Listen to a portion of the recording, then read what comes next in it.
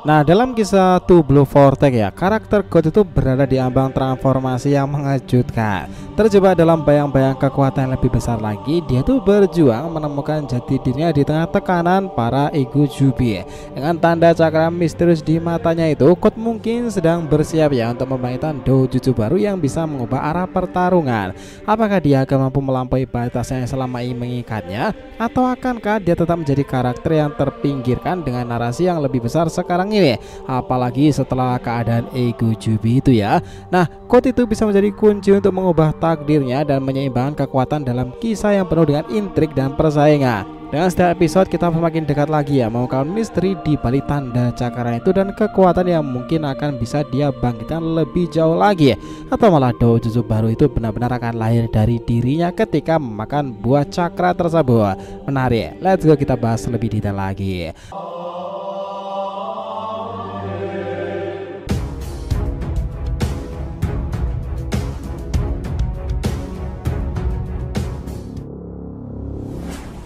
Oh ya, kita mau ngingetin juga ya, sekarang ini tuh YouTube udah ada fitur produk-produk unik lainnya loh sob. Kita akan senantiasa mencantumkan produk-produk diskon super menarik dengan harga ekonomis yang bisa kalian beli teman-teman.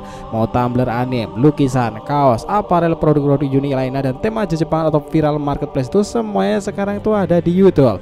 Jadi setiap video panjang, short maupun live kita akan berikan rekomendasi produknya itu ya, biar kita tambah semangat tuh bikin kontennya. Jadi jangan lupa dicek dan dicekot ya jika kalian ngerasa tertarik di sana. Oke, kita langsung masuk ke ceritanya. Nah, seperti yang kita ketahui ya nakama, God adalah sosok yang sedang mengalami banyak kesulitan. Dia seolah-olah dipermainkan oleh banyak karakter lain seperti Boruto, Kawaki maupun Ego Jubi. Di situasi ini tidak bisa dibiarkan terus-menerus kan? Dia harus berkembang tuh. Bayangin aja, dia sudah berusaha keras dan mengatasi batasan yang ada pada dirinya, limiternya itu, tetapi tampaknya itu belumlah cukup. Sejak hari pertama dia sudah merasakan betapa sulitnya untuk bangkit dari keterpurukan. Ini tentu sangat memalukan bagi seorang ninja dan juga tokoh sepertinya lah. Salah satu hal menarik perhatian kita itu adalah tentang tanda cakaran dan bekas luka di area wajahnya itu nih. Nah, itu adalah salah satu hal yang menarik ke depannya yang dihasilkan dari pertarungan melawan Sasuke. Bisa jadi itu merupakan pertanda bahwa dia itu sedang bersiap untuk sesuatu yang lebih besar lagi kan. Ya mungkin tanpa dia sadari dia akan ngebangkitin kekuatan baru dari matanya. Di kisah Boruto ini doujutsu sangat dihargai, dan jika kita mau lihat ke belakang ya, kisah-kisah ini memang akan menarik ke depannya untuk berbagai macam doujutsu baru. Itu menjadi hal yang sangat menarik untuk dinantikan nih. Nah, salah satu para fans sendiri itu menyebutkan bahwa tanda-tanda di tubuh God itu terbuat dari logam, dan hal ini bisa berhubungan dengan Shinju nakama. Bayangkan jika Boruto bisa menggunakan logam itu untuk teleportasi ya. Ini bisa membuka banyak kemungkinan baru dalam pertarungan ini. Kita semua tahu bahwa Boruto memiliki kemampuan untuk teleportasi, terutama dengan menggunakan pedang yang terbuat dari logam dan juga tanda-tanda khusus itu sesuai perintah Kashin Koji. Logam memanglah konduktor yang sangatlah baik ya, dan itu menjadi keuntungan bagi Boruto ini dalam pertarungan melawan musuh-musuhnya. Kita bisa berpikir lebih jauh bahwa tentang Shinki dan juga Ryu Ego Jubi itu yang mengendalikan partikel logam pula. Jika Boruto menyadari hal ini, dia itu bisa memanfaatkan situasi tersebut untuk mengalahkan Ryu Ego Jubi kan. Ini bisa menjadi pertarungan yang sangatlah menarik, terutama jika Himawari memutuskan untuk meninggalkan desa Konoha kan. Kita kembali lagi ke quote sebentar nih. Kita rasa dia itu memiliki potensi yang sangatlah besar pula nakama. Dia tidak mungkin hanya menjadi karakter yang selalu kalah dan terinjak oleh orang lain kan. Nah, dia sedang mengembangkan kekuatan untuk satu saat nanti dia mengejutkan semua orang. Apalagi itu God itu adalah salah satu orang yang ditugaskan oleh Ishiki untuk mengembangkan tekad Otsutsuki lebih jauh lagi kan. Masa iya dia cuma berakhir seperti itu? Ya itu memang agak skeptis sih God untuk berkembang lebih jauh.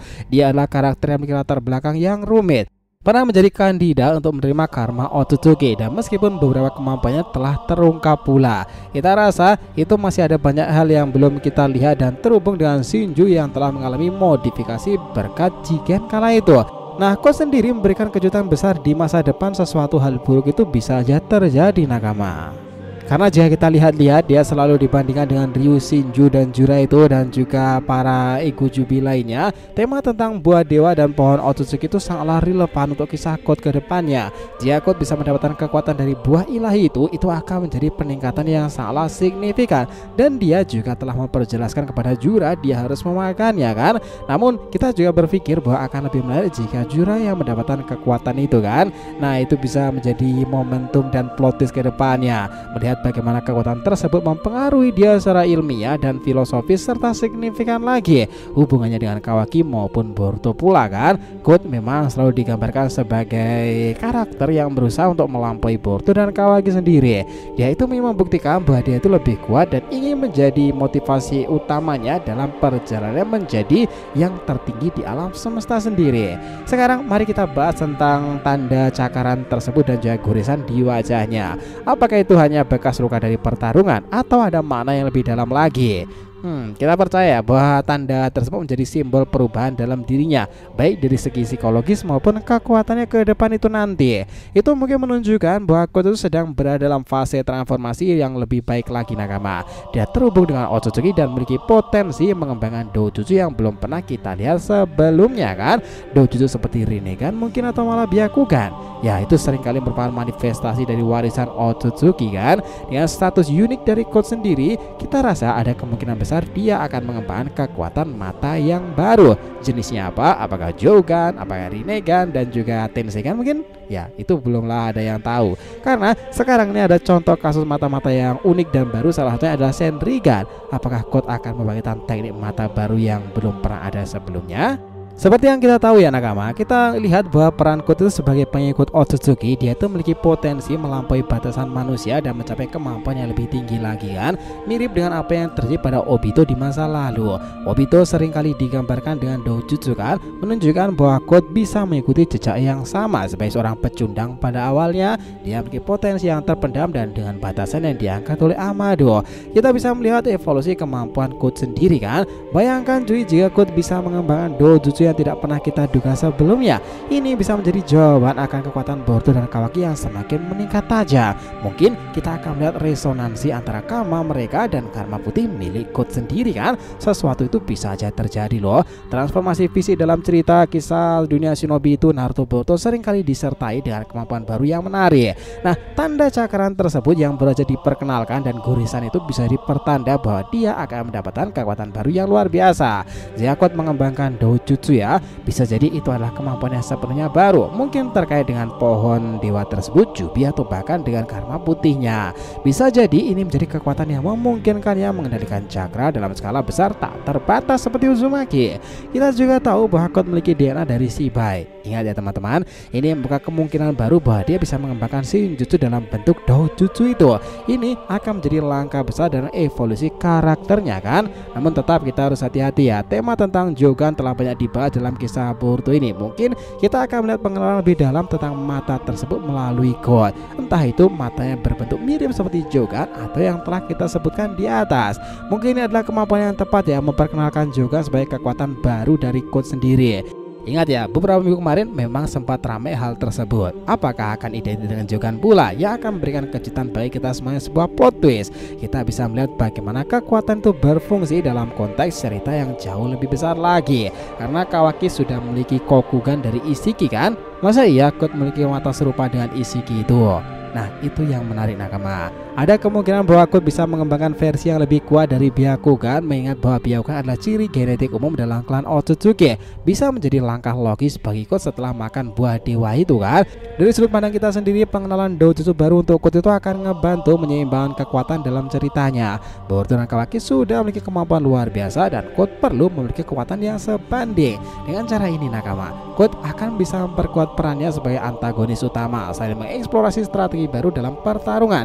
Ini akan memberikannya dimensi baru pada karakter dan ceritanya ketika berhadapan dengan para Igujubi maupun Boruto kan. Sekarang mari kita bayangkan skenario di mana Code menemukan dirinya di dimensi tempat Naruto disegel itu. Dengan kekuatan barunya dia bisa melampaui Kawaki dan masuki ruang pribadi tersebut loh. Disinilah Boruto bisa menggunakan logam dari kulit itu untuk teleportasi, membuka banyak kemungkinan menyelamatkan Naruto dan menghadapi tantangan-tantangan baru tuh. Nah, spekulasi ini memang didasarkan pada struktur cerita yang dibangun dalam kisah ke depan dan juga cerita shinobi masa lalu ya. Dojutsu memang seringkali memainkan peranan penting dalam perkembangan karakter tiap shinobinya. Evolusi ini jika benar-benar terjadi bisa menjadi titik balik yang signifikan dalam cerita Code sendiri loh. Tidak lagi dianggap remeh oleh Boruto Kawaki, tetapi juga menjadi ancaman bagi para Ikuju kan. Nah, ke depan bakalan menarik lagi setelah chapter 17-nya itu.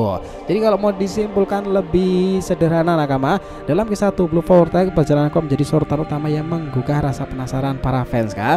Seorang karakter yang terpinggirkan dalam tertekan pula. Quote menunjukkan potensi luar biasa, berkembang dan mengubah nasibnya sendiri kan. Tanda cakaran di matanya bukan hanya sekedar bekas luka, tapi simbol dari transformasi yang akan datang. Mungkin akan ngebawanya ke dalam dunia Dojutsu yang lebih kuat lagi kan. Latar belakangnya rumit, koneksinya yang mendalam dengan Otsutsuki. Quote memiliki semua elemen menjadi antagonis yang menakutkan sekaligus menarik. Kemampuannya memanfaatkan logam kekuatan Shinji membuka banyak kemungkinan strategi dalam pertarungan. Jelas itu menjadi lawan yang patut untuk diperhitungkan kan. Nah, ketika dia berjuang melampaui batasan yang ada, kita diperlihatkan pada pertanyaan penting. Apakah Quote akan berhasil menemukan kekuatan sejatinya dan membuktikan hal yang mungkin mustahil untuk memakan buah dari pohon dewa itu sendiri? Gimana menurut nakama sendiri, apakah dia akan berhasil? Oh ya, jangan lupa ya untuk subscribe 3 channel terbaru kita ya teman-teman. Saga Boruto To Blue Vortex, Joy Boy The Library of Nika, dan juga Shonen Sodeshi. Nah, tolong ikutin, subscribe dan juga ramekan di sana. Oke, jadi jika ditanyakan silahkan ya, feel free tulis di kolom komentar di bawah ini.